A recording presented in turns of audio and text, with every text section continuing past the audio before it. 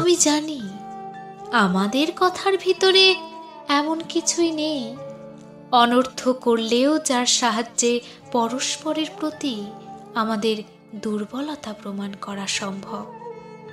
আমিও তো তোমার মতোই অসম্পর্কিত জ্ঞানে এতদিন উপস্থাপন করেছি আমাকে। তুমি যখন টেলিফোন হয়ে প্রবেশ করেছ আমার কর্ণে, আমার অপেক্ষা কাতর হৃৎপিণ্ডের সামান্য কম্পনও আমি তোমাকে বুঝতে দিইনি।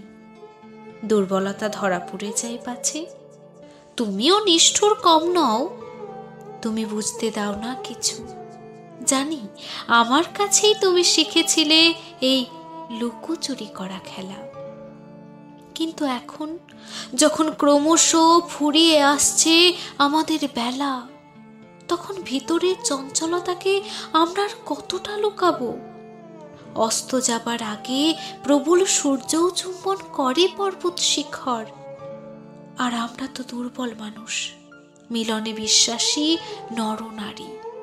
কার ভয়ে, কি প্রয়োজনে আমরা তাহলে শামুকের মতো স্পর্শমাত্র ভিতরে লুকাই আমাদের পল্লবিত বাসনার সুর?